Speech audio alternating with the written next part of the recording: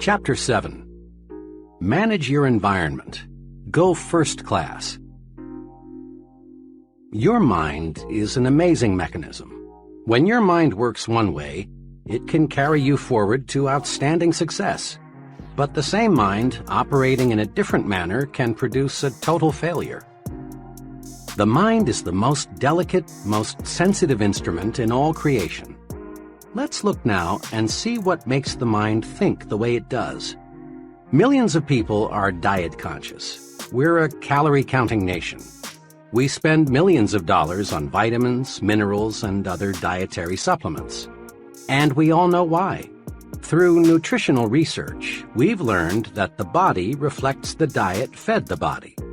Physical stamina, resistance to disease, body size, even how long we live are all closely related to what we eat.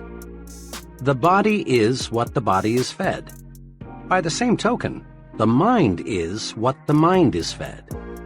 Mind food, of course, doesn't come in packages, and you can't buy it at the store. Mind food is your environment. All the countless things that influence your conscious and subconscious thought. The kind of mind food we consume determines our habits, attitudes, personality. Each of us inherited a certain capacity to develop. But how much of that capacity we have developed and the way we have developed that capacity depends on the kind of mind food we feed it. The mind reflects what its environment feeds it, just as surely as the body reflects the food you feed it. Have you ever thought what kind of person you would be had you been reared in some foreign country instead of the United States? What kinds of foods would you prefer? Would your preferences for clothing be the same? What sort of entertainment would you like the most? What kind of work would you be doing? What would your religion be?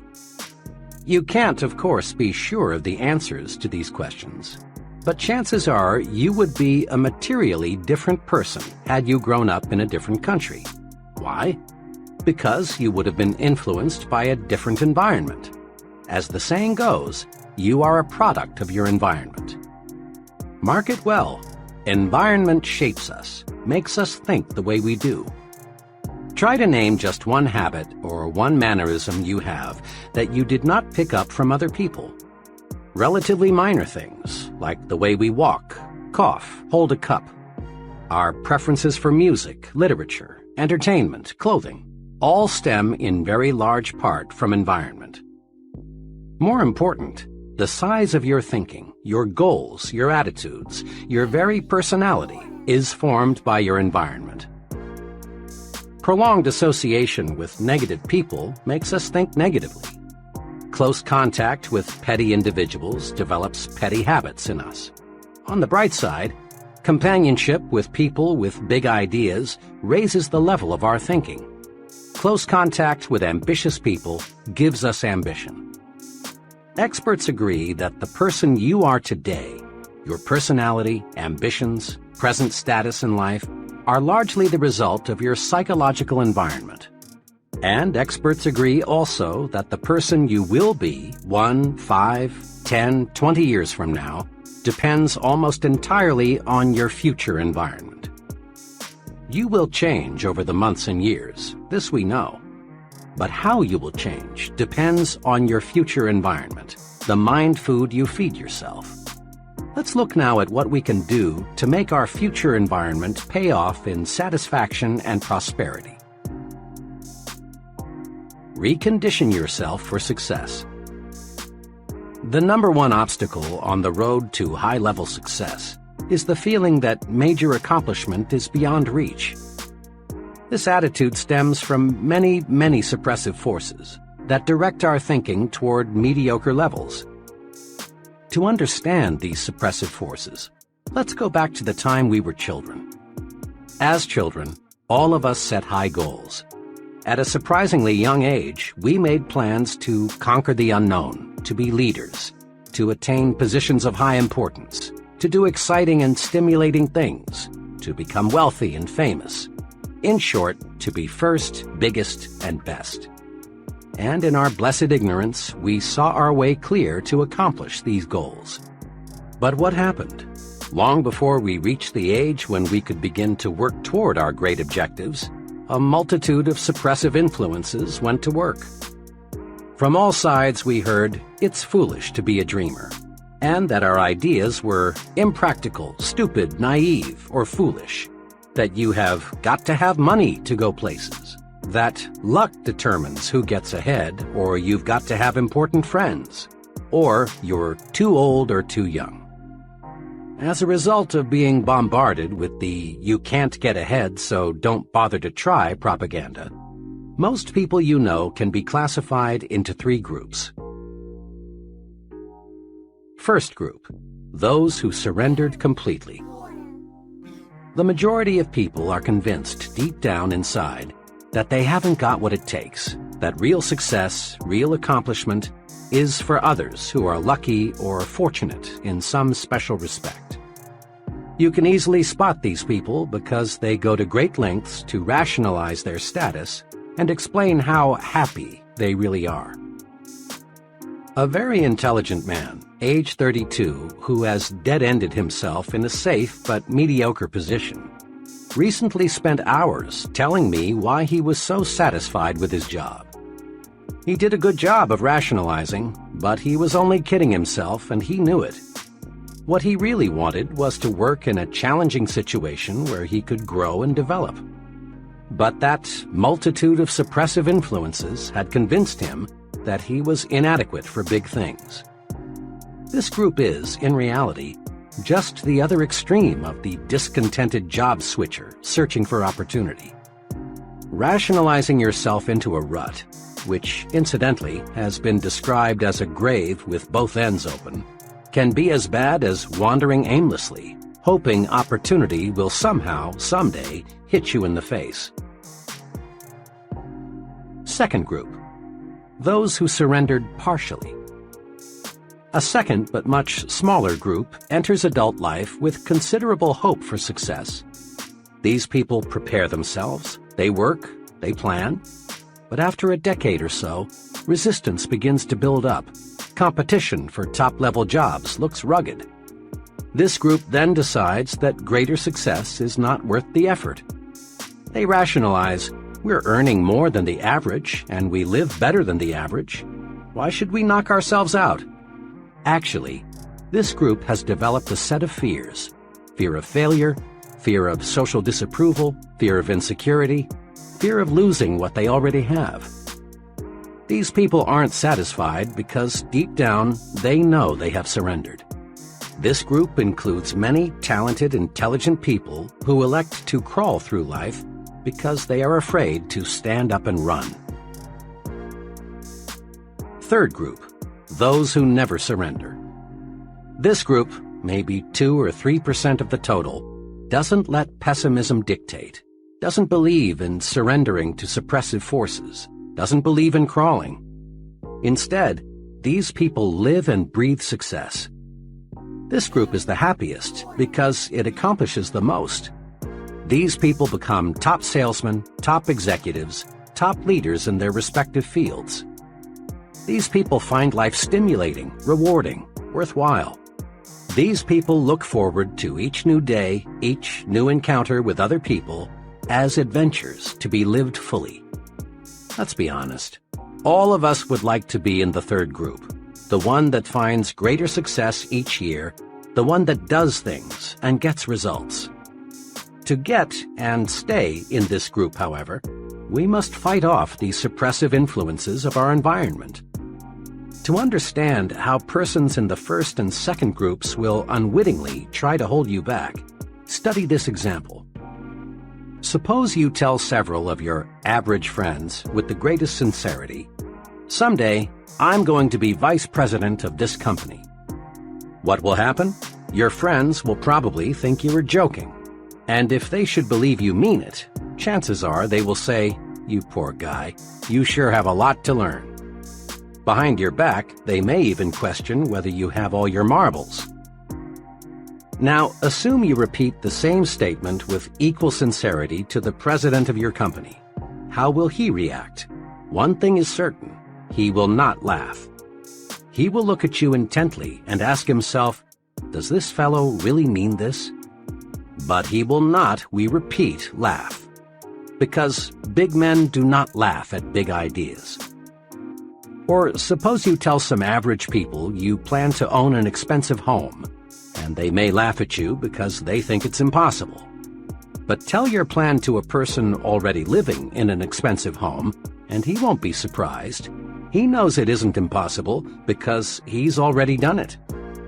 Remember, people who tell you it cannot be done almost always are unsuccessful people, are strictly average or mediocre at best in terms of accomplishment. The opinions of these people can be poison. Develop a defense against people who want to convince you that you can't do it. Accept negative advice only as a challenge to prove that you can do it. Be extra cautious about this. Don't let negative thinking people, negators, destroy your plan to think yourself to success. Negators are everywhere, and they seem to delight in sabotaging the positive progress of others. During college, I buddied for a couple of semesters with WW. He was a fine friend, the kind of fellow who would loan you a little money when you were short, or help you in many little ways. Despite this fine loyalty, WW was just about 100% sour and bitter toward life, the future, opportunity. He was a real negator. During that period, I was an enthusiastic reader of a certain newspaper columnist who stressed hope, the positive approach, opportunity. When WW would find me reading this columnist, or when her column was mentioned, he'd swing verbally and say, "Oh, for Pete's sake, Dave, read the front page. That's where you learn about life. You ought to know that columnist is just making a quick buck, dishing out sweet sauce for the weak." When our discussions turned to getting ahead in life, WW was right there with his money-making formula. In his own words, it went like this. "Dave, there are just 3 ways to make money these days. 1, marry a rich woman. 2, steal in a nice, clean, legal way. Or 3, get to know the right people, somebody with plenty of pull." WW was always prepared to defend his formula with examples. Sticking to the front page, he was quick to cite that one labor leader in 1,000 who had siphoned off a pile of money from the union till and got away with it. He kept his eyes open for that rare marriage of the fruit picker to Miss Millionaire. And he knew a fellow who knew a fellow who knew a big man and got cut in on a big deal that made him rich. WW was several years older than I, and he made excellent grades in his engineering classes. I looked up to him in a younger brother sort of way. I came dangerously close to ditching my basic convictions about what it takes to be a success and accepting the negator's philosophy. Fortunately, one evening after a long discussion with WW, I grabbed hold of myself. It dawned on me that I was listening to the voice of failure. It seemed to me WW was talking more to convince himself than he was to convert me to his way of thinking. From then on, I regarded WW as an object lesson, a sort of experimental guinea pig. Rather than buy what he said, I studied him, trying to figure out why he thought the way he did and where such thinking would take him. I turned my negator friend into a personal experiment. I haven't seen WW in 11 years, but a mutual friend saw him just a few months ago. WW is working as a low-paid draftsman in Washington. I asked my friend whether WW has changed. No, except if anything, he's more negative than when we knew him. He's having a tough go of it. He has 4 children, and on his income it's rough. Old WW has the brains to be making 5 times what he is, if he just knew how to use those brains. Negators are everywhere. Some negators, like the one who almost tripped me, are well-meaning folks, but others are jealous people who, not moving ahead themselves, want you to stumble too. They feel inadequate themselves, so they want to make a mediocre person out of you. Be extra careful. Study negators. Don't let them destroy your plans for success. A young office worker recently explained to me why he had changed carpools. One fellow, he said, talked about nothing trip in and trip out except what an awful company we worked for. Regardless of what management did, he found fault. He was negative about everyone from his supervisor on up. The products we sold were no good. Every policy had something wrong with it. As he saw it, absolutely everything had something wrong with it. Each morning I arrived at work tense and wound up tight. And each night, after hearing him preach and rant for 45 minutes about all the things that went wrong that day, I got home discouraged and depressed. Finally, I got sense enough to get in another carpool. It's made a world of difference, for now I'm with a group of fellows who can see two sides to a question. That young fellow changed his environment. Smart, wasn't he? Make no mistake about it. You are judged by the company you keep. Birds of a feather do flock together. Fellow workers are not all alike. Some are negative, others positive. Some work because they have to. Others are ambitious and work for advancement. Some associates belittle everything the boss says or does. Others are much more objective and realize they must be good followers before they can be good leaders. How we think is directly affected by the group we're in. Be sure you're in the flock that thinks right. There are pitfalls to watch in your work environment. In every group, there are persons who, secretly aware of their own inadequacies, want to stand in your way and prevent you from making progress. Many ambitious fellows have been laughed at, even threatened, because they tried to be more efficient and produce more. Let's face it, some folks, being jealous, want to make you feel embarrassed because you want to move upward. This often happens in factories, where fellow workers sometimes resent the fellow who wants to speed up production. It happens in the military service when a clique of negative-minded individuals poke fun at and try to humiliate the young soldier who wants to go to officer's school. It happens in business, too, when a few individuals not qualified to advance try to block the way for someone else. You've seen it happen time and again in high schools when a group of lunkheads deride a classmate who has the good sense to make the most of his educational opportunities and come out with high grades. Sometimes, and all too sadly often, the bright student is jeered at until he reaches the conclusion that it isn't smart to be intelligent. Ignore such negative thinkers in your midst. For often, the remarks made in your direction aren't so personal as you might at first think. They are merely a projection of the speaker's own feeling of failure and discouragement. Don't let negative thinkers pull you down to their level. Let them slide by, like the water from the proverbial duck's back. Cling to people who think progressively. Move upward with them. You can do it simply by thinking right. A special word of caution. Be careful about your source of advice. In most organizations, you will encounter freelance advisors who know the ropes and are tremendously eager to clue you in. One time, I overheard a freelance advisor explaining the facts of office life to a bright young man just starting in. Said the advisor, "The best way to get along here is just stay out of everybody's way. If they ever get to know you, all they'll do is pile more work on you. Be especially careful to stay away from Mr. Z, the department manager. If he thinks you haven't got enough to do, he'll really load you down." This freelance advisor had been with the company for almost 30 years and was still bottom man on the totem pole. What a consultant for a young man who wants to move upward in the business.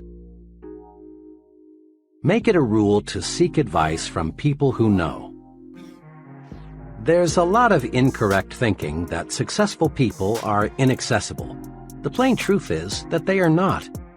As a rule, it's the more successful people who are the most humble and ready to help. Since they are sincerely interested in their work and success, they are eager to see that the work lives on and that somebody capable succeeds them when they retire.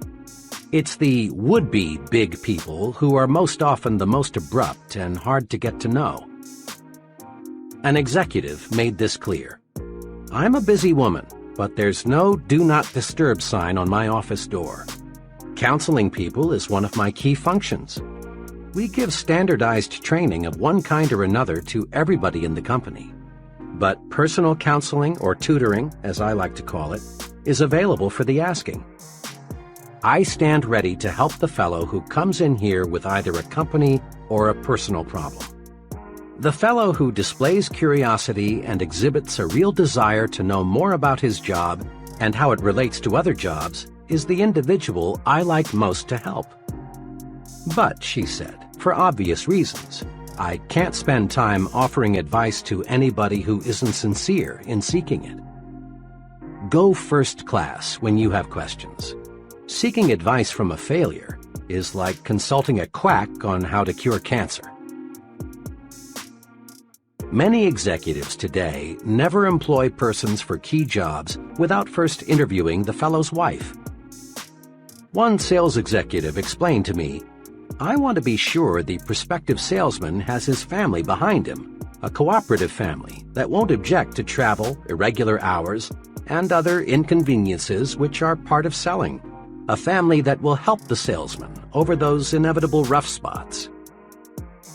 Executives today realize that what happens on weekends and between 6 p.m. and 9 a.m.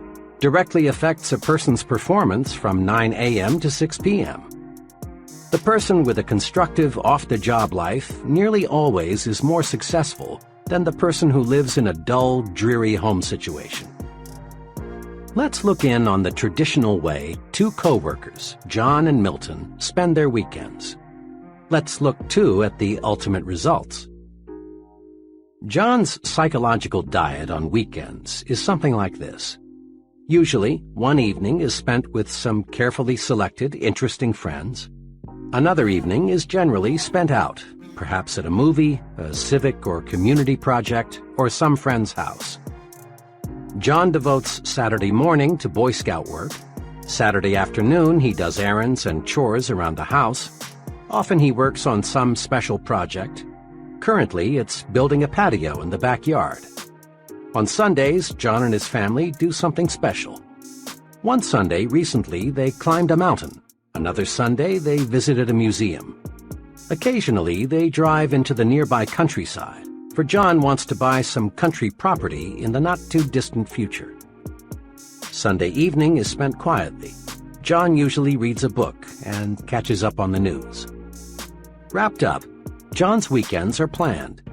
His many refreshing activities keep boredom locked out. John gets plenty of psychological sunshine. Milton's psychological diet is much less well-balanced than John's. His weekends are unplanned. Milton is usually pretty tired on Friday night, but he goes through the motions of asking his wife, "Want to do anything tonight?" But the plan dies there. Rarely do Milton and his wife entertain, and rarely are they invited out. Milton sleeps late on Saturday morning, and the rest of the day is taken up with chores of one kind or another. Saturday night, Milton and his family usually go to a movie or watch TV. What else is there to do? Milton spends most of Sunday morning in bed. Sunday afternoon, they drive over to Bill and Mary's, or Bill and Mary drive over to see them. Bill and Mary are the only couple Milton and his wife visit regularly. Milton's entire weekend is marked by boredom. By the time Sunday evening rolls around, the whole family is on each other's nerves as a result of cabin fever. There are no knockdown, drag-out fights, but there are hours of psychological warfare. Milton's weekend is dull, dreary, boring. Milton gets no psychological sunshine. Now, what's the effect of these two home environments on John and Milton? Over a period of a week or two, there probably is no perceptible effect. But over a period of months and years, the effect is tremendous. John's environmental pattern leaves him refreshed, gives him ideas, tunes up his thinking. He's like an athlete being fed steak. Milton's environmental pattern leaves him psychologically starved. His thinking mechanism is impaired. He's like an athlete being fed candy and beer. John and Milton may be on the same level today, but there will gradually be a wide gap between them in the months ahead, with John in the lead position. Casual observers will say, well, I guess John has more on the ball than Milton. But those of us who know will explain that much of the difference in job performance is the result of the difference in the mind food consumed by the two fellows. Every farmer in the Corn Belt knows that if he puts plenty of fertilizer with his corn, he's going to get a bigger yield. Thinking, too, must be given additional nourishment if we want to get better results. My wife and I, along with 5 other couples, spent a wonderful evening last month as guests of a department store executive and his wife. My wife and I lingered just a little longer than the others, so I had a chance to ask our host, whom I know well, a question that had been in my mind all evening. "This was really a wonderful evening," I said, "but I'm puzzled about one thing. I'd expected to meet mainly other retailing executives here tonight, but your guests all represented different fields. There was a writer, a doctor, an engineer, an accountant, and a teacher." He smiled and said, "Well, we often do entertain retailing people, but Helen and I find it's very refreshing to mix with people who do something else for a living. I'm afraid if we confined our entertaining to people who have only interests similar to our own, we'd find ourselves in the old well-known rut. Besides," he went on, "people are my business. Every day, thousands of people of every occupational group imaginable visit our store. The more I can learn about other people, their ideas, interests, viewpoints, the better job I can do in giving them the merchandise and service they want and will buy." Here are a few simple do's to help make your social environment first class. 1. Do circulate in new groups. Restricting your social environment to the same small group produces boredom, dullness, dissatisfaction. Equally important, remember that your success-building program requires that you become an expert in understanding people. Trying to learn all there is to know about people by studying one small group is like trying to master mathematics by reading one short book. Make new friends, join new organizations, enlarge your social orbit. Then, too, variety in people, like variety in anything else, adds spice to life and gives it a broader dimension. It's good mind food. 2.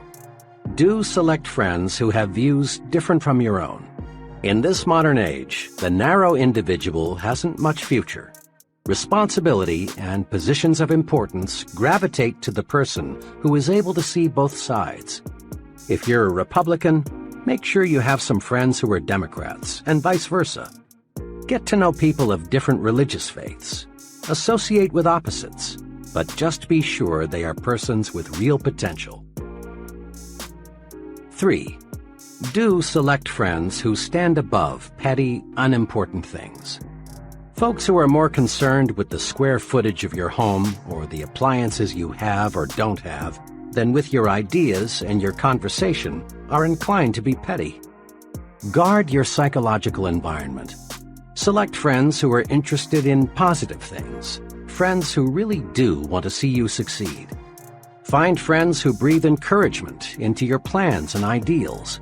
If you select petty thinkers as your close friends, you'll gradually develop into a petty thinker yourself. We're a poison-conscious nation. Body poison, that is. Every restaurateur is on guard against food poisoning. Just a couple of cases of it, and his patrons won't come near his place.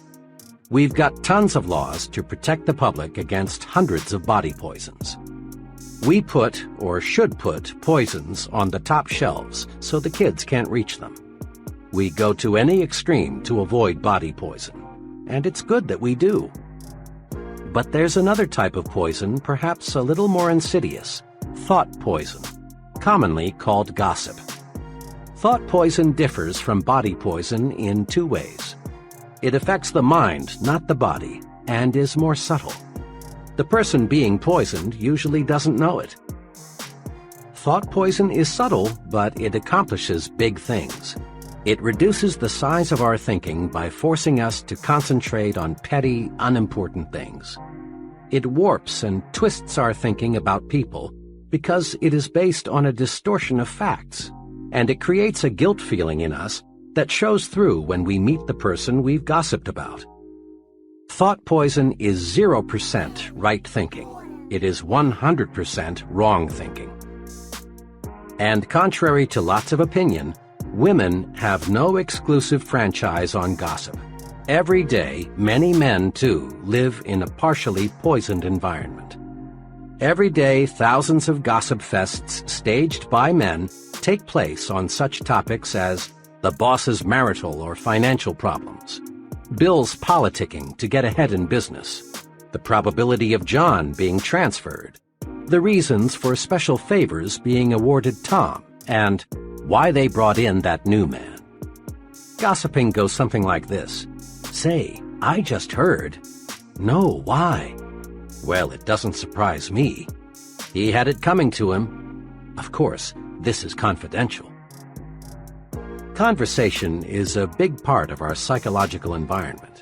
Some conversation is healthy. It encourages you. It makes you feel like you're taking a walk in the warm sunshine of a spring day. Some conversation makes you feel like a winner. But other conversation is more like walking through a poisonous, radioactive cloud. It chokes you. It makes you feel ill. It turns you into a loser. Gossip is just negative conversation about people, and the victim of thought poison begins to think he enjoys it.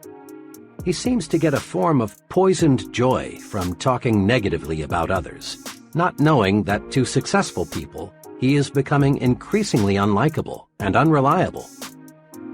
One of these thought poison addicts walked into a conversation some friends and I were having about Benjamin Franklin. As soon as Mr. Killjoy learned the topic of our chat, he came through with choice bits about Franklin's personal life in a negative way. Perhaps it's true that Franklin was a character in some ways, and he might have made the scandal magazines had they been around in the 18th century. But the point is, Benjamin Franklin's personal life had no bearing on the discussion at hand, and I couldn't help being glad that we weren't discussing somebody whom we knew intimately. Talk about people? Yes, but stay on the positive side. Let's make one point clear. Not all conversation is gossip. Bull sessions, shop talk, and just batting the breeze are necessary at times. They serve a good purpose when they are constructive. You can test your proneness to be a gossiper by taking this test. 1. Do I spread rumors about other people? 2. Do I always have good things to say about others? 3. Do I like to hear reports of a scandal? 4. Do I judge others only on the basis of facts? 5. Do I encourage others to bring their rumors to me? 6. Do I precede my conversations with, "Don't tell anybody"? 7. Do I keep confidential information confidential? 8. Do I feel guilty about what I say concerning other people? The right answers are obvious. Meditate on this thought for just a moment. Taking an axe and chopping your neighbor's furniture to pieces won't make your furniture look one bit better. And using verbal axes and grenades on another person doesn't do one thing to make you a better you or me a better me. Go first class. That is an excellent rule to follow in everything you do, including the goods and services you buy. Once, to prove the unconditional truth of the go first class thinking, I asked a group of trainees to give one example of how they had been penny-wise and pound-foolish. Here are some sample replies. I bought a low-priced suit from an offbeat retailer. Thought I got a bargain, but the suit was simply no good. My car needed a new automatic transmission. Took it to an alley garage that agreed to do the job for $25 less than an authorized dealer. The new transmission lasted 1,800 miles, and the garage wouldn't make it right. For months, I ate at a real greasy spoon trying to save money. The place wasn't clean, the food wasn't good, the service, well, you couldn't call it that, and the clientele was a bunch of down-at-heelers. One day, a friend persuaded me to join him for lunch at one of the best restaurants in town. He ordered the businessman's lunch, so I did too. I was amazed at what I got. Good food, good service, good atmosphere, and for just a little more than I had been paying at the Greasy Spoon. I learned a big lesson. There were many other replies. One fellow reported that he got in trouble with the Bureau of Internal Revenue because he used a bargain accountant. Another went to a cut-rate doctor and later learned he had received a completely wrong diagnosis. Others related the costs of going second class in home repairs, hotels, and other goods and services. Of course, I've heard the argument many times, but I can't afford to go first class. The simplest answer is, you cannot afford to go any other way. Certainly in the long run, going first class actually costs you less than going second class. Then too, it's better to have fewer things and have quality than to have many things and have junk. It's better, for example, to have one really good pair of shoes than to have 3 pairs of second-class shoes. People rate you for quality, often subconsciously perhaps. Develop an instinct for quality. It pays, and it costs no more, often costs less than second class. Make your environment make you successful. 1. Be environment conscious. Just as body diet makes the body, mind diet makes the mind. 2. Make your environment work for you, not against you. Don't let suppressive forces, the negative, you can't do it people, make you think defeat. 3. Don't let small-thinking people hold you back.